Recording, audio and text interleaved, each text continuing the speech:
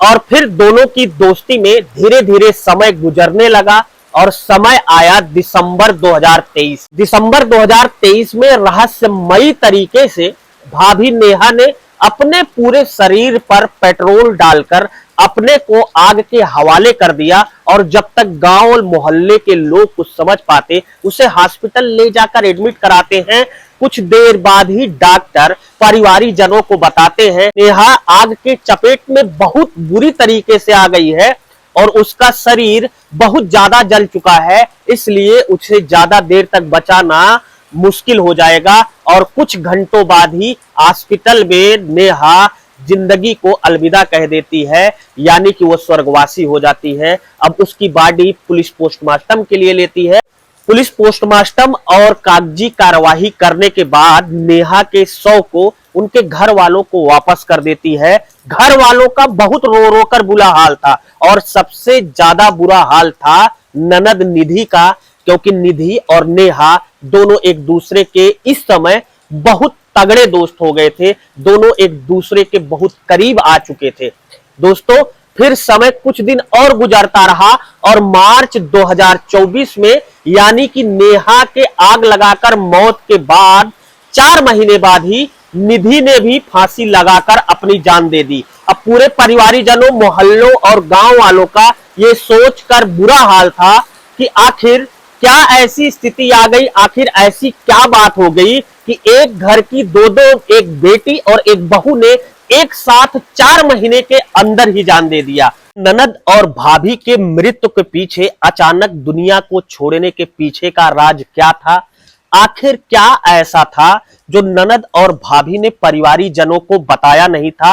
आखिर ऐसा क्या था जो पुलिस अगर सही समय पे जग जाती और सही तरीके से जांच की होती तो दूसरी मौत होने से बच सकती थी? और आखिर ऐसी पूरी कहानी में क्या था जिसे आखिरी में सुनने के बाद जिसने भी सुना उसके रोंगटे खड़े हो गए। तो आज की जो सच्ची कहानी है, ये सच्ची कहानी ऐसी है कि इसे आप पूरा आखिरी तक सुनेंगे तो वास्तव में आपके रोंगटे खड़े हो जाएंगे। कहानी सच्ची है, बहुत ही इंटरेस्टिंग कहानी है। कहानी में आगे बढ़ने से पहले आपसे मेरा बस छोटा सा विनम्र अनुरोध कि अगर अभी तक आपने चैनल को सब्सक्राइब नहीं किया है तो चैनल को सब्सक्राइब कर लेना, साथ में लाल बेल आइकन की बटन को प्रेस कर लेना, ताकि जब भी ऐसी क्राइम की कहानियां जो आपको सतर्क और आगाह कर सके मैं अपने चैनल पर अपलोड करूं तो उसका नोटिफिकेशन आपको आसानी से मिल जाए। हाल जैसा कि आपको अवगत है, जिन लोगों का कमेंट, प्यार और सपोर्ट हमें हमारी कहानी पर मिलता है उनका नाम हम कहानी के आखिरी में लेते हैं। इस कहानी में भी कुछ लोगों के नाम हैं जिनका प्यारा सा कमेंट हमें पिछली वीडियो पर आया था, तो उनके नाम मैं कहानी के आखिरी में लूंगा। फिलहाल बिना देरी किए कहानी की तरफ वापस लौटते हैं। दोस्तों जो आज की सच्ची कहानी है, ये सच्ची कहानी है राजस्थान का एक जिला पड़ता है श्री गंगानगर। श्री गंगानगर का ही एक शहर पड़ता है जिस शहर का नाम है सूरतगढ़। इसी सूरतगढ़ शहर के अंतर्गत एक थाना आता है जिस थाने का नाम है रजियासर। यानी इसी रजियासर थाने के अंतर्गत की है। तो भाभी नेहा ने दिसंबर 2023 में ही आत्महत्या कर ली थी अपने पूरी बॉडी पर पेट्रोल डालकर।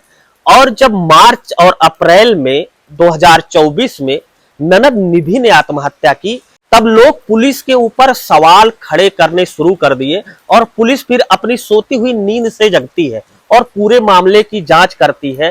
क्योंकि दोनों जो मेन क्लू थे, जो दोनों मेन गवाह थे, भाभी और ननद दुनिया छोड़ चुकी थी, इसलिए पुलिस इस पूरे मामले की तहकीकात अंदर तक करना चाहती है। और तहकीकात के बाद पता चलता है कि दरअसल नेहा जो थी, निधि की भाभी, वो एक कॉलेज में पढ़ने जाया करती थी।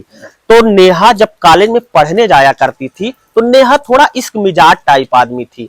नेहा और निधि यानी कि भाभी और ननद दोनों ही एक कॉलेज में पढ़ते थे।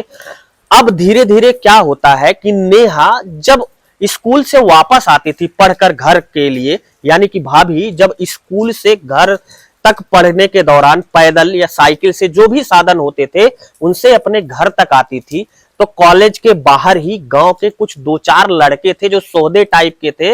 आपने देखा होगा बहुत जगह पर ये मिल जाएंगे, स्कूल कॉलेजों के आसपास छुट्टी होने के दौरान। आप तो ये चारों सौदे पहले नेहा को धीरे धीरे छेड़ते थे, उसके आगे पीछे लगते थे और आगे पीछे लगने के दौरान वो कई बार नेहा के ऊपर भद्दी भद्दी कमेंट भी करते थे, लेकिन नेहा को इन सब बातों से कोई असर नहीं पड़ता था।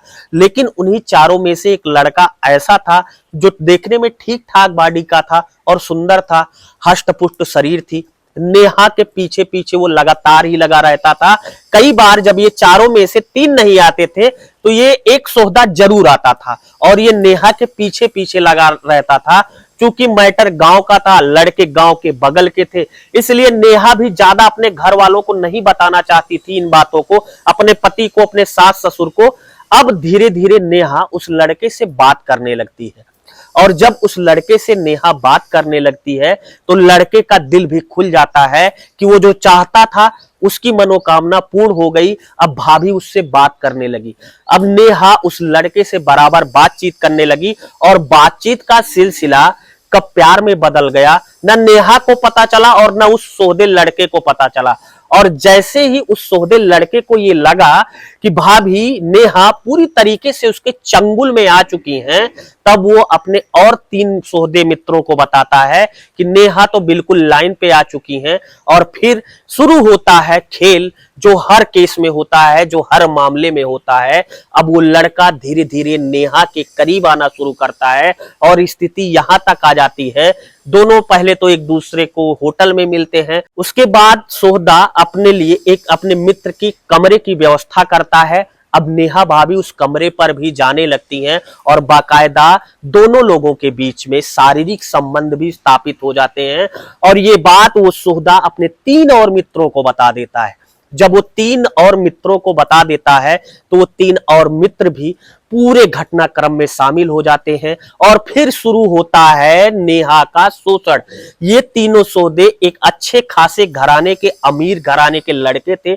सौदे लड़के लगातार नेहा का शारीरिक शोषण करते हैं और जब नेहा को ये लगता है कि नहीं मेरे साथ कुछ गलत हो रहा है तो वो अपना मुंह खोलना चाहती है और सबसे पहले वो अपनी ननद निधि को सारे घटना से अवगत कराती है और सारी चीज बताती है कि उसके साथ ऐसा हो रहा है। लेकिन जैसे ही उसकी ननद निधि उनमें से एक सौदे से पूछती है तब वो कहता है कि देखो तुम्हारी इज्जत तुम्हारे हाथ में है। हमने एक वीडियो रिकॉर्ड किया है और वो वीडियो अगर मैं गांव में सोशल मीडिया पर प्रसारित कर दूंगा तो तुम सोच सकती हो कि तुम्हारे घर की कितनी बदनामी होगी। निधि जब अपने भाभी नेहा को ये सारा कुछ बताती है कि उन लोगों ने, उन सौदों ने आपकी वीडियो रिकॉर्ड कर ली है, तब भाभी के पैरों की नीचे की जमीन खिसक जाती है और वो समझ नहीं पाती कि अब उन्हें करना क्या चाहिए। उनके साथ ये कैसा खेला हो गया, बहुत ही हैरान परेशान। खैर दोनों आपस में ही बातें करती हैं। अब वो लड़के उन वीडियो को दिखाकर उनकी ननद निधि को भी ब्लैकमेल करने लगते हैं और बाकायदा एक समय आता है जब उन तीन चार सौदों के बीच में, उनके फंसाए हुए जाल में उनकी ननद यानी कि नेहा की ननद निधि भी फंस जाती है। अब निधि का भी वो लोग शारीरिक शोषण करते हैं और एक वीडियो बनाते हैं। अब एक ही घर के दो औरतों का वीडियो इनके पास आ चुका था। पैसे से काफी सक्षम थे, इसलिए उनको किसी प्रकार की कोई डर नहीं थी। नेहा और निधि दोनों एक दिन आपस में बैठकर बात करते हैं कि अब हम अपना शारीरिक शोषण नहीं होने देंगे। ये लोग चाहे जो कर दें, भले ही ये जो वीडियो इन्होंने गंदी शूट की है वो मोहल्ले वालों को दिखा दें, परिवार वालों को दिखा दें या सोशल मीडिया पर वायरल कर दें, हमें इस बात का कोई असर पड़ने वाला नहीं है। और इधर चारों सौदे लगातार उस वीडियो से इन दोनों को ब्लैकमेल कर रहे थे, भाभी और ननद को, कि शायद उनके चंगुल में ये दोनों एक बार फिर से फंस जाएं। लेकिन इन दोनों ने दृढ़ निश्चय कर लिया था कि अब चाहे जो भी हो, अब इज्जत का और फलूदा नहीं बनने देना है।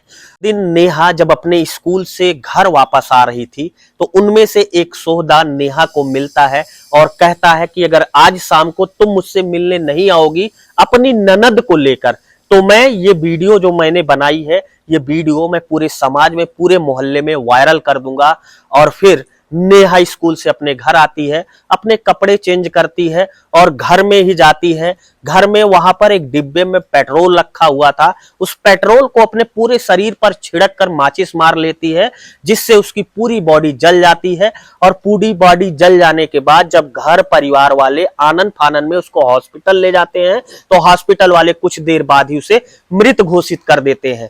पुलिस जैसे तैसे पूरे घटना की जांच करती है और अपने हाथ खड़े कर देती है। धीरे धीरे समय गुजर रहा था, क्योंकि नेहा ने आत्महत्या कर ली थी। मामला गंभीर था, इसलिए सोहदों को लगा कि कहीं हमारी पोल ना खुल जाए और हम जेल की सलाखों के पीछे ना पहुंच जाएं।